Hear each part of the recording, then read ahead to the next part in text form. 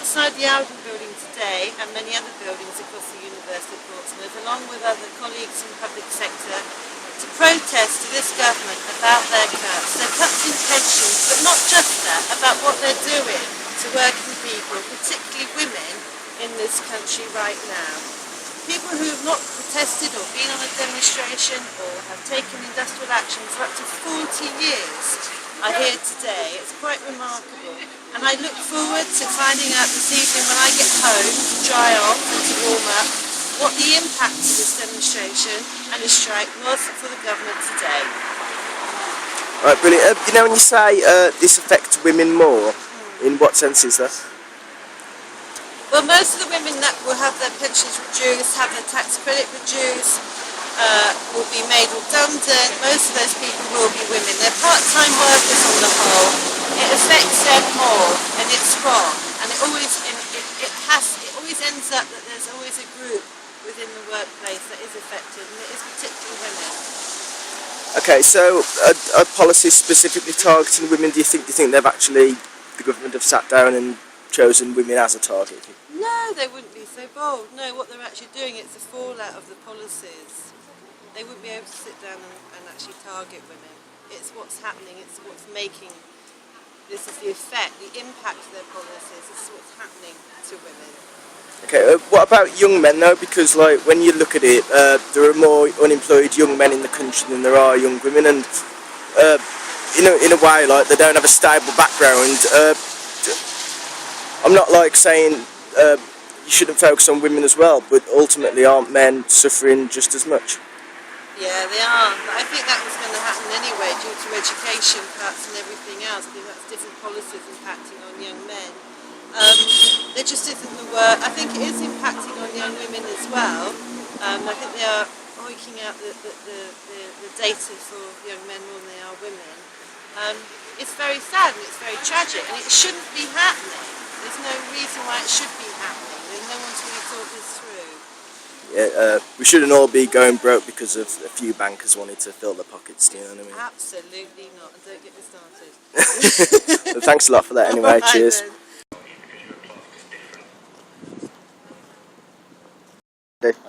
Oh yeah, we're here today supporting the unions. We are the 99%, we are Occupy Portsmouth, and we come here every Saturday, and we've been invited today, which is the day obviously of the union dispute, to have a little stall and to be around so that people can find out what we're all about. Because we support Occupy Wall Street in London, and we've been down to London a couple of times. It's been absolutely fantastic, and we want to tell people that true democracy is real. You know, it's about people, not about money. And I want everyone to just research the banks, where the money goes to.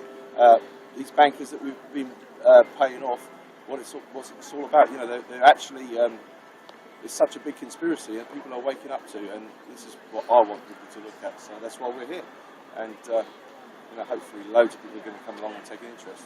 So you're not tied to the unions, you're here as an independent agent? No, we recognise that they're part of the 99%, because what it is 1% of the world's population actually has control and owns more than 50% of the money. So it's 1% of the people controlling the 99%. And you know, time's up. Time's up for that. People are waking up to the fact that this ain't right. You know, the country should be absolutely depleted of all their natural resources, and people there should starve. It's all one big system that's corrupted by these money guys, and people have got to find that out. It's a toughie, but it's there. The evidence is all around us. So you say you've been to the London Occupy protest, sorry. What did you think of it generally? Absolutely fantastic. Everyone we met, everyone was different types of people, but everyone we met was so loving, so giving, such an atmosphere of peace, and such a lot of people that are so well informed and want to share what they know and share with others, and the way they conduct their meetings with the hand signals, it's democracy just right in front of you. Absolutely brilliant. So would you say that's what you support most, the idea of referendum, democracy, people having their own self-determination? Yes, true democracy without money being an issue, people first democracy, without money being an issue at all. How we're going to get there, I don't know. We're so used to the old pattern of greed and corruption. Well, basically greed. It's all based on fear. We've got a choice. We've got love or fear. Love just trusts that things will come, and then things do come. Fear looks after your own personal interests and builds a world such as we live in today. So, do you think, what's your opinion on the state, generally? The state of...